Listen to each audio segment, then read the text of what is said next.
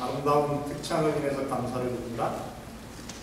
어제 제가 이제 첫 시간을 마치고 집에 가는데 목사님께서 저를 여기에서 이제 제 차를 파킹해 놓은 데까지 차로 데려다 주셨어요. 걸어가면 한참 걸릴 거리이기 때문에 아마 데려다 주시긴 하셨지만은 제가 기가 죽었습니다. 특별히 저 아내가 이 땅이 크기 때문에 저를 이제 데려다 준 거긴 하지만 참 부럽기도 했습니다. 근데 이제 또 어제 목사님께서 하시는 말씀이 첫날 오시는 분의 숫자는 보통 이제 목사님과 그 다음에 준비하는 교회의 능력이고 둘째 날부터는 이제 강사의 능력이다. 굉장히 부담이 됐습니다.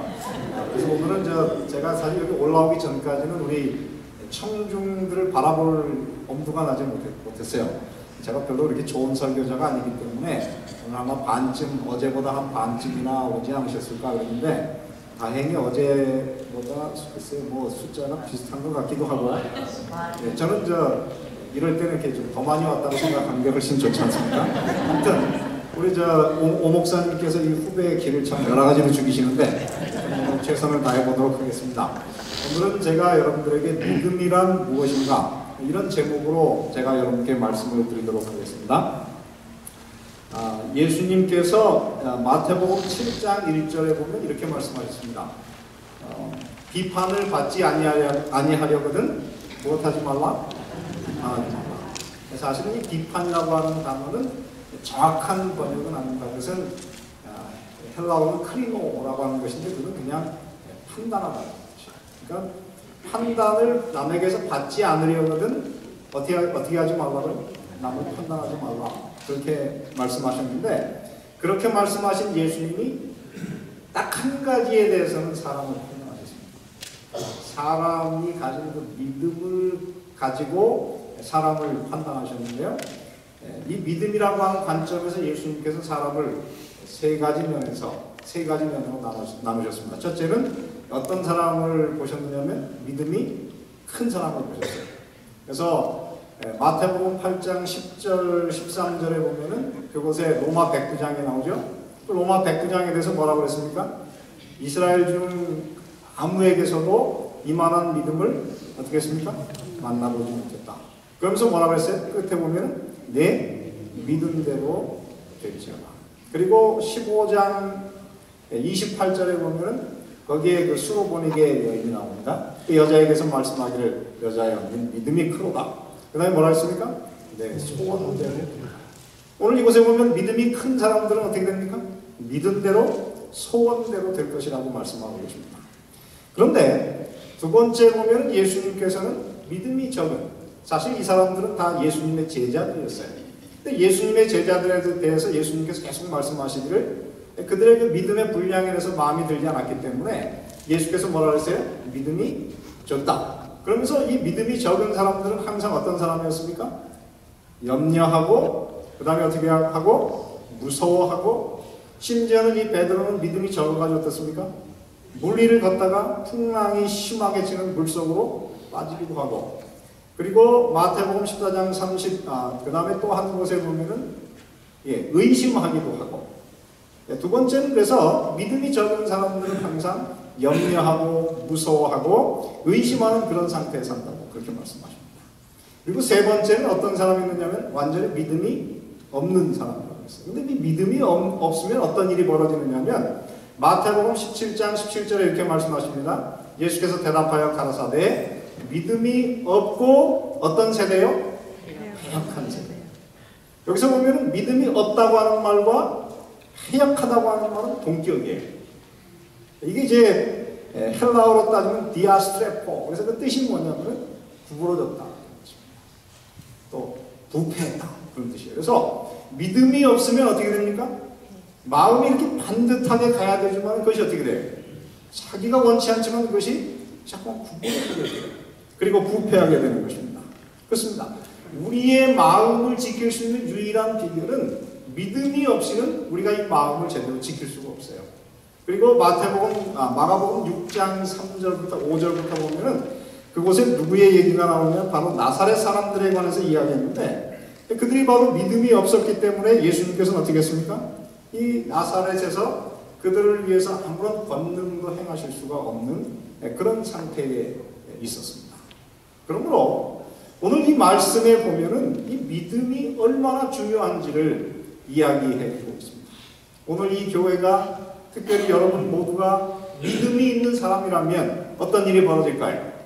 여러분들이 믿는 것대로, 여러분들이 소원하는 바대로 그것이 어떻게 될까요? 다 이루어질 것이지만은 만약 이곳에 믿음이 없는 사람들이 모인다고 하면은 하나님께서는 이 교회를 위해서 아무런 권능도 행하실 수가 없는 것입니다. 그러므로 믿음은 그렇게 중요한 것입니다. 그래서 오늘은 저는 믿음이 얼마나 중요한가, 그래서 믿음이 과연 무엇인가, 이런 주제를 가지고 오늘 제가 여러분들에게 말씀을 좀 드려보겠습니다. 어제 제가 간단히 언급을 했지만은 이 믿음이라고 하는 것에 대해서 이 믿음을 우리에게 주신 분이 누구세요? 예수님이세요. 히브리서 12장 2절에 보면 믿음의 주요 온전케 하시는 이인 누구를 바라보자고요? 예수를 바라보자. 이 바라보자라고 하는 뜻은 사실은 fix our eyes on him. 그래서 예수님에게 우리의 눈을 고정시키자. 그런데 왜 그러냐면은 이 주라고 하는 말이 헬라어로는 뭐냐면 알케고스라고 해요. 근데 알케고스라고 하는 뜻은 뭐냐면 거기 번역본대로 오리지네이터. 믿음이라고 하는 것을 어떻게 처음 만드신 분, 그 다음에 믿음의 기초를 세우신 분, 다른 것은 어떨, 그것을 이렇게 쓰신 분, 창작하신 분. 그래서 믿음이라고 하는 그 시스템을 이 인류를 위해서 만들어주신, 처음 만들어서 이 죄로 인해서 연약해지고 죽을 수밖에 없는 우리가 전능하신 하나님과 연결되어서 마치 전능하신 하나님처럼 살 수 있도록 만들어주는 것이 뭐냐면 믿음이에요. 그래서 그런 믿음의 시스템을 만들어주신 분이 누구십니까? 그분이 바로 예수님이세요. 그리고 믿음을 단지 우리에게 주셨을 뿐만 아니라 그 믿음이 어떻게 되도록 온전하고 성숙하게 되도록 하시는 분이 바로 예수님이십니다. 근데 저기에서 보면은 이 알케고스의 그 빨간 글로 쓴 것에 보면 알케라고 하는 건데, 이 알케라고 하는 뜻이 뭐냐면 시작이라는 뜻이고, 그 다음에 그 텔레오테스라고 하는 말에서 텔레이라고 하는 뜻은 끝으로 보면 텔로스라고 하는데 그것은 끝이라고 한다. 그래서 이것을 좀 다른, 이 말이 그대로 나와 있는 것이 어디냐면은 요한계시록 22장 13절에 보면은 하나님께서 뭐라 그래요? 나는 무엇이요? 시작이요. 특히 시작이라고 하는 말이 알케이고 끝이요 라고 하는 것이 텔로스라고 하는 것입니다. 그래서 이것을 가지고 번역을 한다면 히브리서 12장 2절은 무엇입니까? 예수님은 믿음의 무엇이에요? 시작이요. 그 다음에 또 무엇입니까? 끝이다. 이런 뜻입니다. 그래서 여러분께서 진정으로 이 땅에서 믿음을 가지고 사시려고 한다면 그 믿음이 여러분의 마음속에 들어와서 성장하여 예수님께서 원하시는 성숙한 믿음으로 역사를 이루는 그런 믿음을 가지고 살기를 원하신다면 여러분의 눈을 끊임없이 예수님께 고정을 시켜야 한다고 하는 것입니다. 그러므로 오늘 이 시간에 저희는 믿음에 관해서 이야기하지만 사실은 그 믿음을 통해서 우리는 예수님을 보게 될 것입니다. 그러면 믿음이란 과연 무엇인가? 사실 이 성경 전체를 사실은 믿음이라는 관점에서 우리가 이야기할 수 있기 때문에 한 시간에 믿음을 정의한다고 하는 것은 거의 불가능한 일입니다. 그러나 저는 그 믿음 가운데에서 제 나름대로 체험했고 이것이 참 제게는 중요한 것이다 이렇게 생각하는 한 5가지 포인트만 제가 여러분들에게 좀 말씀을 드려보겠습니다. 첫째, 믿음이라고 하는 것은 무엇이냐면 이렇게 말씀하셨습니다. 믿음이 우리 마음속에 겨자씨 한 알만큼만 있으면 어떻게 된다고요? 이 산을 명하여 여기에서 저기로 옮기라 하여도 어떻게 될 것이라고요? 옮길 것이고, 그 다음에 뭐라고 했습니까? 같이 읽겠습니다. 시작. 또 너희가 못할 것이 없으리라. 그렇게 말씀하셨어요. 그런데 사도 바울이 고린도전서 13장을 쓰면서 그 말을 그대로 인용했어요. 거기 뭐라고 했습니까? 믿음이라고 하는 것은 무엇이라고요? 산을 옮길 만한 모든 믿음이다. 그러므로 성경에서 보는 믿음이라고 하는 가장 중요한 정의 중에 하나는 무엇입니까? 믿음이 있으면 어떻게 돼요? 그것이 아무리 작더라도 겨자씨만큼만 있다 해도 여러분 앞에서 무엇이? 산이 여러분의 명령을 따라서 옮겨지게 될 것입니다. 그럼 여기에서 말하는 그 산이라고 하는 것이 무엇입니까? 판이라고 하는 것은 우리의 앞길을 가로막는 장애물이 되는 것입니다. 여러분 인생을 사시면서 여러분을 답답하게 하고 괴롭게 하는 그런 장애물이 있으십니까? 그것을 옮기기를 원하신다면 여러분 믿음을 가지게 되시기를 바랍니다. 저도 역시 목사이지만 저도 역시 장애가 있어요. 그 장애를 극복하기 위해서 늘 믿음을 가지고 하나님을 바라봅니다. 특별히 목사로서 제일 중요한 것 중에 하나가 뭐냐면 목사는 이 기도를 이렇게 어떤 교인이 와서 기도해 주십시오. 기도를 하면 어떻게 돼야 돼요? 기도가 좀 일어나야 되잖아요. 이루어져야 되지 않습니까? 제가 이 사실 선배 목사님이니까 사실 그런 말을 할 때 그냥 부럽습니다. 근데 후배 목사가 그런 일을 한다 그러면 제가 사실 사표를 내고 그만둬야 될 일인데 제가 아주 존경하고 좋아하는 목사님 중에 한 분이 누구냐면 박진영 목사님이세요. 나성중앙교회 제 전임 목사님이신데 이분은 정말 제가 왜 좋아하느냐면 목사 중에 제일 행복한 분이세요.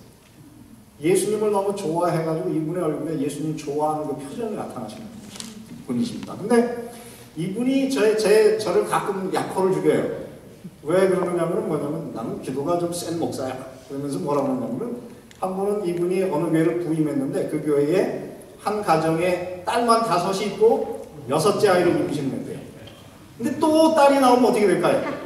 이제 그 집은 통지박산 난 거예요. 그래가지고 그 가장이 목사님한테 와가지고 이 애가 아들로 좀 태어나게 좀 기도를 해요. 그래가지고 이제 장로님들, 집사님들 다 모시고 그 집에 가가지고 배가 이만큼 나오신 분 위에 손을 얹고 기도를 했답니다. 뭐라고 기도했냐면 아버지여 만약 없으면 붙여주시옵소서. 그 기도를 하는데 모든 사람이 다 웃었답니다. 기도하면서 웃었지만은 나중에 진짜 6째가 태어났는데 달고 나왔어요. 그래가지고 나는 없는 것도 붙이는 목사야. 기가 죽었습니다. 근데 제가 이제 올랜도에서 목회를 할 때 저희 집하고 교회가 자동차로 한 6분 정도밖에 안 돼요. 그래서 거기서 목회하는 동안은 제가 늘 아침마다 교회 가서 새벽에 한 몇 시간씩 말씀 읽고 기도하는데 참 그 시간이 너무 행복했어요. 제가 이 나성에 와서 제일 지금 답답한 것은 그렇게 기도할 수 있는 곳이 없다는 것. 물론 뭐 집에서 하긴 하지만은 교회에서 우리 모든 성도들을 생각하면서 아침마다 말씀을 읽고 기도하는 그 시간이 너무 좋았는데 그렇게 제가 몇 년을 기도하는데 한 번은 아침에 기도를 하는데 저희 교인 중에서 한 사람이 결혼을 했는데 하자마자 조금 있다가 애가 생겼지만 자연유산이 됐어요. 그 다음에 그 이후에 6년 동안 애를 낳지 못하는 그런 집이 있는데 하나님도 제게 말씀하시기를 그 집을 위해서 오늘부터 애 낳기를 위해서 기도하라. 이런 음성이 들립니다. 그래가지고 제가 이제 그 집에 가가지고 몇 주 기도한 다음에 그 집에 가가지고 그 집에 이제 그 부모님은 저희 교회 장로님이시고 또 어머님이 저희 교회 여수석 집사님이시고 그리고 이제 이 친구가 있어요. 그래서 셋을 모아놓고 제가 성경 말씀을 읽고 이 집에 하나님께서 아이를 주시옵소서 강하게 기도를 했습니다. 그랬더니 기도가 끝나자마자 그 청년이 뭐라고 하냐면 우리는 이제 예수님 오실 날도 가까웠기 때문에 아이를 갖기 원치 않으니까 아이를 위해서 기도하지 마십시오. 보통 그러면은 제가 좀 순한 사람입니다. 그래가지고 그러지요 이렇게 얘기할 것 같은데 그날 이상하게 제 마음속에 어떤 생각이 들었냐면 네가 그렇게 얘기한다 할지라도 나는 기도를 멈출 수가 없다 그렇게 얘기했어요. 아마 그 성령의 음성이었는데 그리고 나서 얼마 후에 교회에서 이제 어떤 비품을 사가지고 그 부모님들이 들어오는데 얼굴이 환히 빨라졌어요. 말하기를 목사님 기적이 일어났습니다. 드디어 애가 생겼습니다. 그리고 작년 7월에 드디어 건강한 아이를 순산했어요. 여러분 없는 거를 달고 나오는 게 낫습니까? 아니면 못 낳는 아이 기도해서 낫게 하는 것이 더 셉니까? 그런데 제가 이제는 좀 이렇게 해졌어요. 그 얘기가 이제 저희 나성에 와가지고 저희 교인 중에 교인들에게 이렇게 퍼졌습니다. 설교 중에 한 번 제가 그 얘기를 했어요. 그랬더니 저희 교인 중에 42살 난 신부가 결혼을 했는데 1년 동안 애를 썼지만 애가 안 생겨요. 제 얘기를 듣고 난 다음에 어느 날 설교가 끝난 다음에 그 두 부부가 저한테 와가지고 목사님 저희를 위해서 기도해 주십시오. 간절히 기도했습니다. 어떤 일이 벌어졌을까요? 3주 전에 그 집에 아이가 생겼어요. 여러분, 그러니까는 기도라고 하는 것이 과연 산을 옮깁니까? 옮깁니다. 특별히 하나님의 교회에는 다 이런 장애물, 문제를 가진 사람들이 모여서 예배를 드리다가 그 속에서 기도와 믿음을 통해서 산이 옮겨질 때에 그들이 하나님을 만납니다. 그러므로 사랑하는 우리 로마린다 성도 여러분, 이곳에 장애가 있으면 그 장애를 가지고 여러분 혼자 고민하지 마시고 우리 저 오 목사님께 오십시오. 오 목사님께서 다 기도하시면 역사가 일어납니다.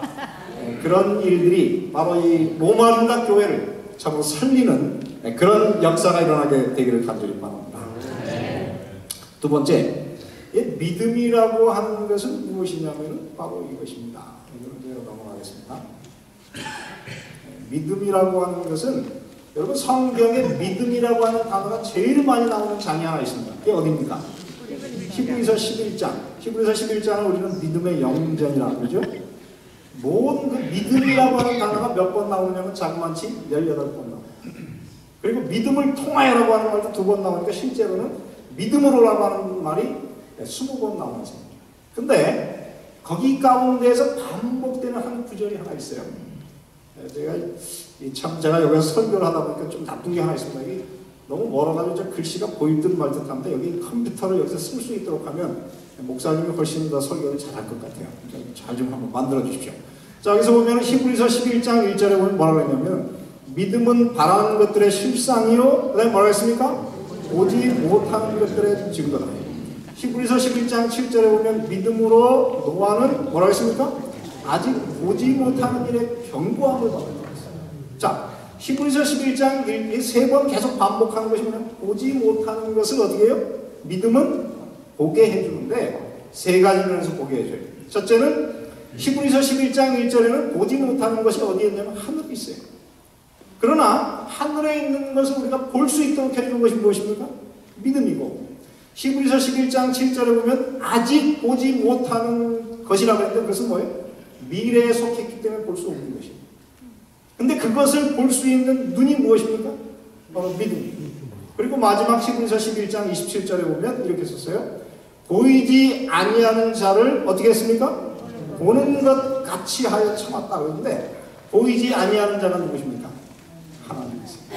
그러므로 우리가 만약에 믿음이라고 하는 눈을 가졌다고 하면은 여러분, 이 죄된 세상에 살지만 우리는 하늘을 볼 수 있고 미래를 볼 수 있고 무엇보다도 살아계신 하나님을 보는 것 같이 하여 이 어두운 세상을 살아갈 수 있다고 하는 것입니다. 그럼 그게 얼마나 익사이팅합니까? 저도 인생에서 제가 처음 그 하나님을 만났을 때의 그 감동을 저는 잊을 수가 없어요. 제가 나중에 한번 설교를 할지 모르겠지만은 제가 앤드루스에서 공부를 할 때 한 15년간 사실 제가 예수님을 믿었지만 한 번도 예수님을 제대로 만나보지 못했어요.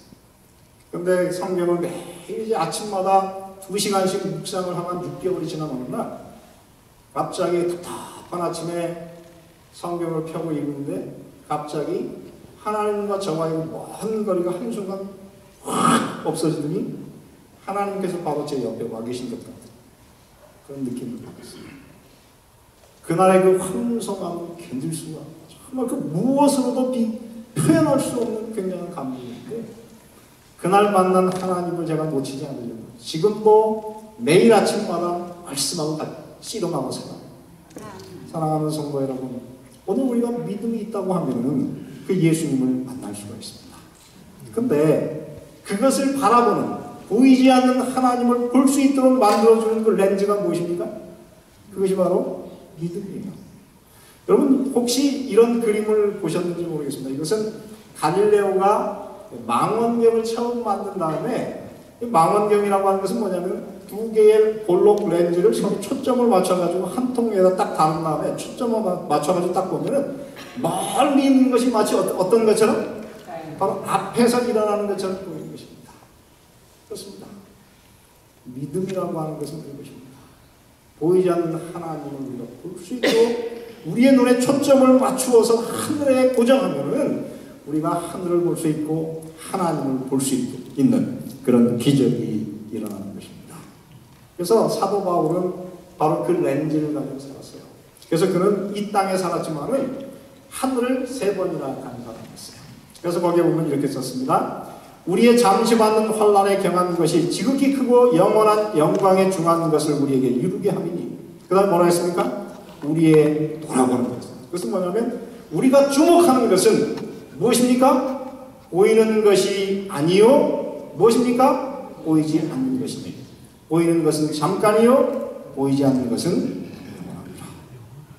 저는 이 땅에 살아가는 우리 재림 성도들이 이 바울처럼 좀 이렇게 당당한 그런 신앙 고백을 할 수 있는 그런 그리스도인들이 되시길 간절히 바라는 것입니다. 이 세상을 정말 아무것도 아닌 것처럼 여길 수 있는 그런 좀 지난 한 주 동안 우리 오충환 목사님이 저에게 오셔서 제일 많이 하신 말씀이 뭐냐면 당당. 여러분 그리스도인은 하나님을 보게 되면 당당해져요.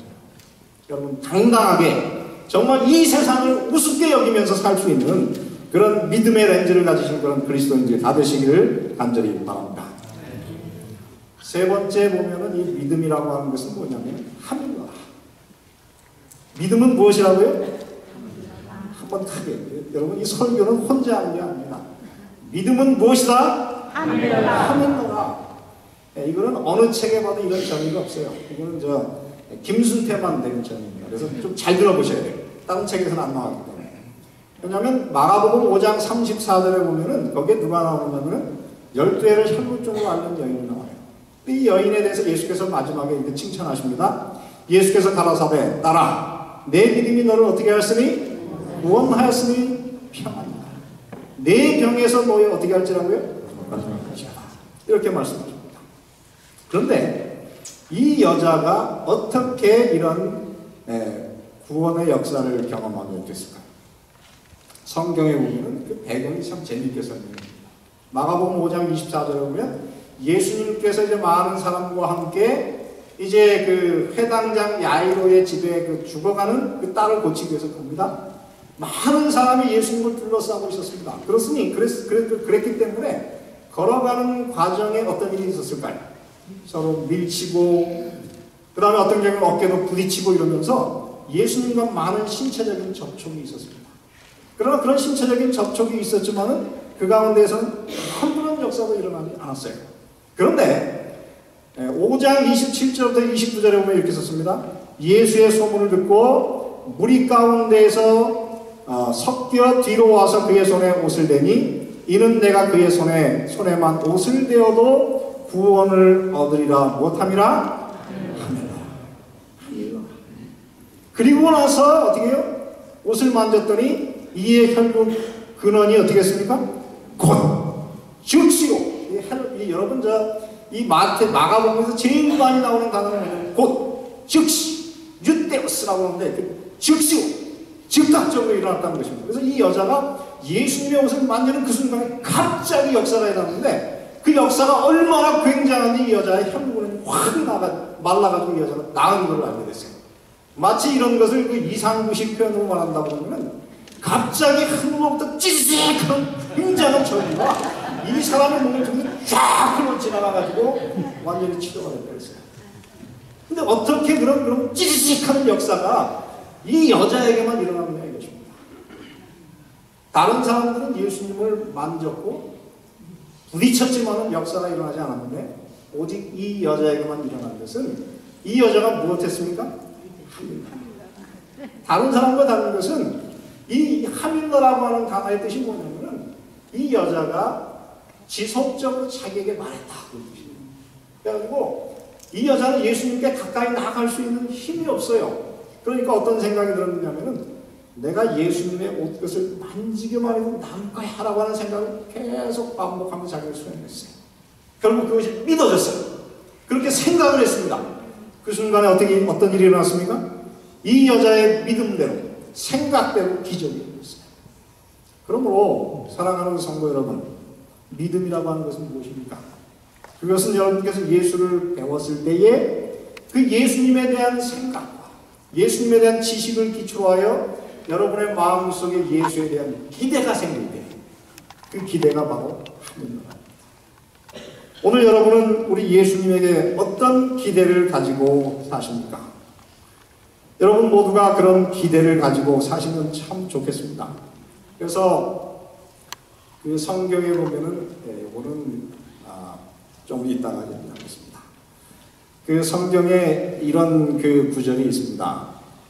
그를 향하여 우리의 가진 바 담대한 것 이것이니 그의 뜻대로 무엇을 구하면 어떻게 한다고요? 들으십니다. 이 요한일서 5장 14절에 있는 말씀이잖아요. 그를 향하여 우리의 가진 바 담대한 것 이것이니 그의 뜻대로 무엇을 구하면 들으심이라. 사랑하는 성도 여러분, 오늘 우리가 그리스도를 기대를 가지시고 그분께 구하시게 되니 간절히 바랍니다. 제가 시조사에서 몇 개의 성경 공부 그룹을 하고 있습니다. 근데 거기에 한 번은 우리 교인이신데 눈이 너무 이렇게 안 좋아가지고 이렇게 눈을 잘 못 뜨는 분이 계세요. 그래서 3주에 한 번씩 이 보톡스를 맞아야만 제대로 눈을 뜨고 이렇게 사물을 바라보는 분이 계십니다. 그래서 그분이 너무 이렇게 힘들기 때문에 어느 날 성경 공부에 오셔가지고 그래서 성경 공부를 하는데 그날도 눈을 계속 찡그리고 계세요. 어떤 날은 눈을 막 찡그리다가 하품을 하니까 저는 야, 내가 오늘 성경을 되게 못 가르치나 보다 그랬는데 그게 아니고 이분이 항상 그게 너무 이렇게 눈이 안 좋아서 뜨지 못하는 상황이에요. 그러나 그럼에도 불구하고 그분은 하나님의 도움이 필요하기 때문에 거기 오신 분입니다. 근데 그날 제가 성경 말씀이 창세기 15장 1절에 있는 말씀이었어요. 이 말씀을 가지고 그날 설교를 했는데 이후에 여호와의 말씀이 이상 중에 아브라함에게 임하여 가라사대 아브라함아 무엇하지 말라? 두려워하라. 나는 너의 방패요 너의 지극히 큰 상급이라.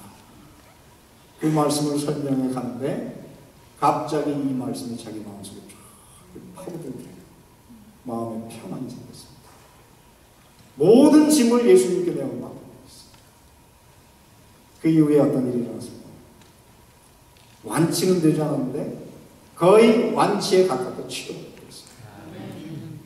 저는 그때 그 경험을 통해서 무엇을 배웠냐면 오늘 이 그리스도인들이 우리 하나님을 믿음을 가지고 그 믿음의 기초에서 우리가 기대를 가지고 하밀러라를 가지면은 우리의 삶에 놀라운 역사가 일어날 것입니다.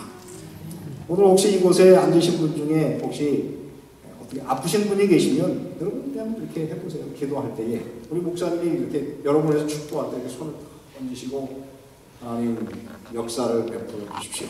그러면 기적이 일어날 수도 있습니다. 여러분 그래서 민수기 14장에 여기는 좀 다릅니다. 여기 보면은 믿음이라고 하는 것이 무엇이냐? 여기 보면은 이게 여러분 한번 저 인터넷에 보면은 요즘에 이 믿음에 대해서 정의를 해놓은 것이 굉장히 많아요. 근데 한 저 사람이 이것에 대해서 이렇게 그림으로 설명을 했어요. 믿음은 무엇과 같다? 와이파이와 같다. 그래서 그것은 어떻습니까? 보이지는 않지만 그대가 필요한 것에 연결시키는 무엇을 가지고 있다? 힘을 가지고 있다. 그렇습니다.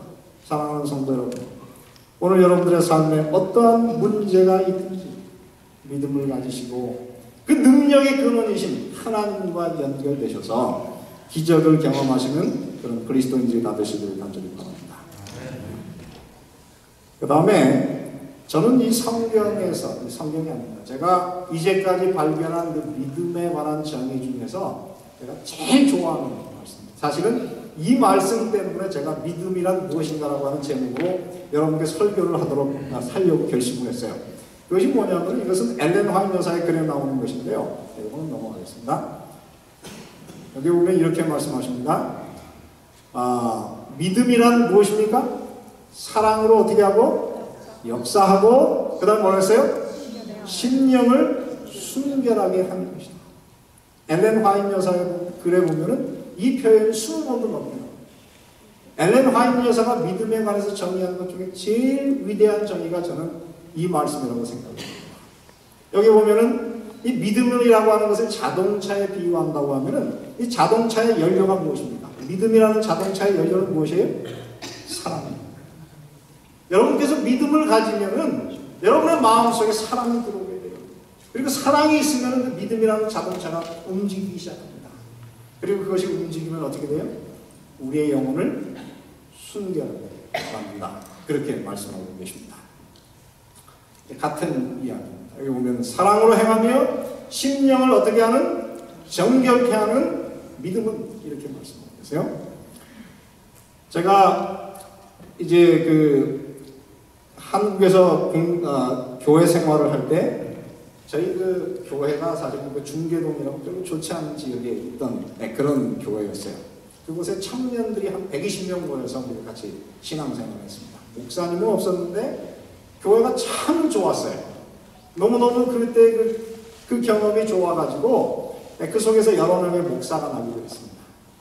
근데 그 중에 저희가 이제 전도에서 우리 교회를 나오기 시작한 저보다 3년 후배의 한 여학생이 있었어요. 얼굴도 예쁘고 성격도 밝고 다 좋은데 이 여학생이 한 가지 싫어하는 게 있어요. 공부하는 것만 싫어요. 그래가지고 학교를 다니는데 재미가 하나도 없습니다. 고등학교를 거의 졸업할 때가 됐지만 대학 갈 희망을 가지지 못했는데 한국에서는 여러분 대학을 안 가면 좋은데 결혼을 할 수가 없잖아요. 그래가지고 이제 어떻게 했느냐면은 대학을 가야 되겠다. 그래가지고 이 학생이 갑자기 어떻게 하면 어느 날 고등학교 3학년이 되니 어느 날부터 갑자기 플룻을 들고 가요. 1년 동안 열심히 레슨을 받아가지고 결국은 이제 음악과에 들어가게 됐어요. 근데 공부가 별로 재미가 없으니까 이 학생이 어떻게 했냐면은 학교에 들어가서 계속적으로 이제 맹아, 그 다음에 농아들을 위해서 봉사하는 일을 했습니다. 일주일에 수요일 날 저녁 그리고 안식일 날 하루를 이 불쌍한 사람들을 위해서 이제 전도하고 봉사하는 일을 하다가 어느 날 이 학생은 진짜 그 속에서 예수님을 만났어요. 근데 예수님을 만나더니 제가 이 학생을 만날 때마다 사람이 이렇게 변해요. 변하는데 나중에 한번 이렇게 앉아서 얘기를 하는데 신학생이 제 마음에 감동을 줍니다. 그리고 이 여학생이 이렇게 말하는 곳에서 얼마나 그 따뜻한 그런 분위기가 나는지 마치 이 여학생에서 무슨 향기가 나는 것 같아요. 그래서 저는 진짜 향기가 나. 그렇게 냄새를 맡아도 향기는 안 나요. 근데 그만큼 이 여학생의 그 말이 저를 감동시켰어요. 제가 만약 조금 더 끌려갔으면 아마 제가 결혼 상대가 바뀌었을지도 몰라요. 근데 그래도 나중에 여러분 결혼한 다음에 자식이 공부를 안 하면 안 되잖아요. 그래서 제가 그만뒀습니다. 근데 제가 그때 그 경험을 통해서 배우는 것은 사람이 변한다는 것, 그것이 과연 가능할까? 좀 가능할까요? 어떤 사람들은 그래요. 변하기 뭐가 변하냐? 그냥 있는 대로 살다가 은혜로 구원받는 것이죠. 근데 그렇지 않습니다. 오늘 이제 성경 말씀이 뭐라고 하냐면 믿음은 무엇으로 역사하고 사랑으로 역사하고 무엇입니까? 영혼을 순결하게 하는 것이다. 그렇습니다. 믿음이 우리 속에 들어오면 영혼이 순결하게 돼요. 근데 이게 엘렌 화이트 여사가 쓴 말이 아니더라고요.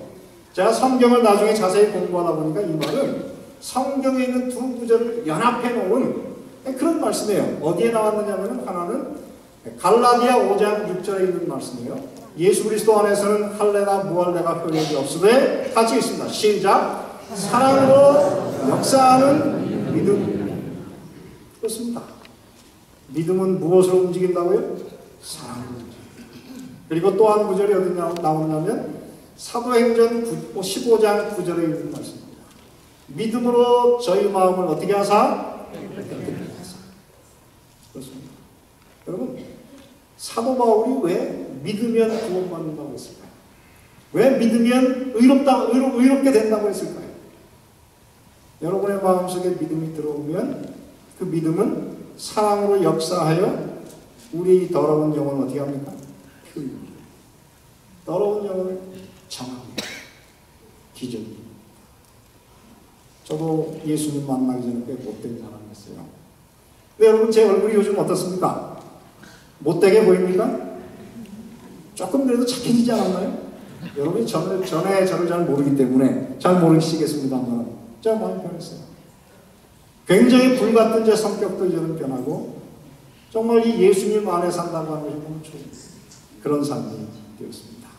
그러므로 사랑하는 성도 여러분, 믿음을 가지시면 믿음은 무엇으로 역사하고 사랑으로 역사하고 영혼을 어떻게 해요? 순결케. 한번 따라해 보시기 바랍니다. 믿음은 사랑으로 역사하고 영혼을 순결케 한다.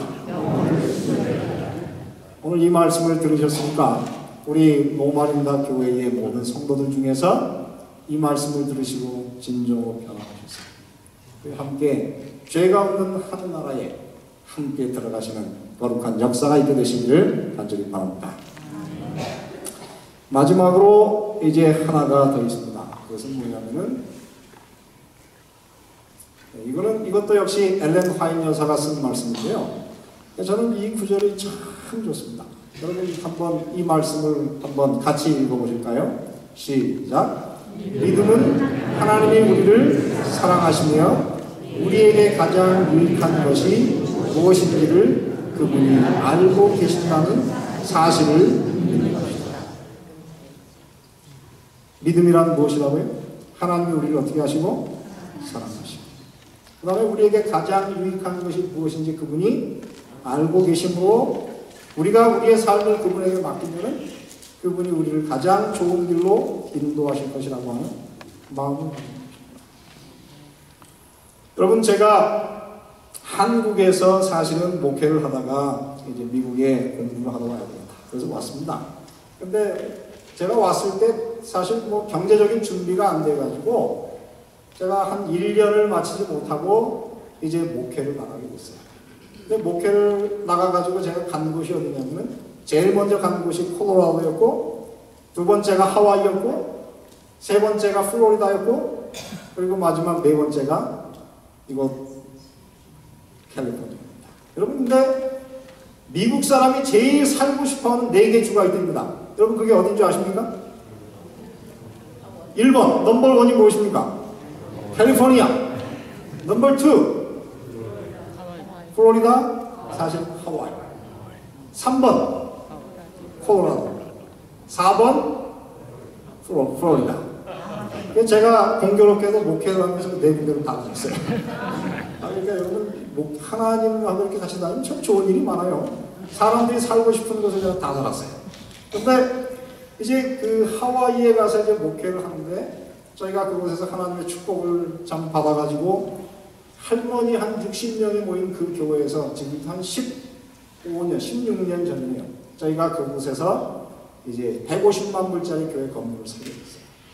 근데 교회 건물을 살려고 그러면은 목사가 환신을 안 할 수 없잖아요. 저는 영주권을 받기까지 가서 목회를 하면서 공부를 할 돈을 모아야 되겠다 그러고 갔는데 거기서 건축헌금을 해야 됩니다. 그래서 건축헌금을 할 때 항상 목사가 내는 것에 비례해서 교인들이 돈을 내시잖아요.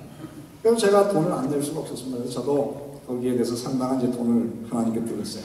그래가지고 나중에 그 돈을 이제 계속 갚았는데 그 돈을 딱 갚고 나니까 그때 영주권을 딱 받았어요. 그래서 제가 이제 낭망이 됐습니다. 뭐 공부를 할 수 있는 길은 없구나. 그래서 다 포기하고 제가 그때 어떻게 했느냐면은 저희 선배님 중에 그 도현성 목사님, 그분이 그때 워싱턴 스펜서빌 교회에서 목회를 하고 있었고, 그 교회에서 이제 부목사를 찾아요. 그래서 제가 공부도 하고 싶었고, 근데 이제 신학은 공부할 수 없어서 다른 것을 좀 해야 되겠다. 그래가지고 제가 그 목사님한테 저를 좀 뽑아주십시오. 그래가지고 그 목사님이 저를 뽑았어요. 한 달에 주말에 와서 일만 해, 교회에서 이 청년들을 돌봐주면 한 달에 3,000불을 주겠다. 굶지는 않게 생겼어요. 그래서 제가 그곳을 가기 위해서 짐을 다 싸가지고 이제 준비를 하고 있었습니다.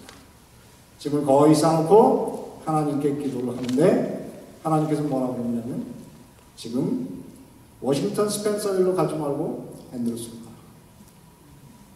가라. 앤드루스에서 돈이 없어서 쫓겨나왔는데 다시 앤드루스로 가라니 이게 말이 됩니까?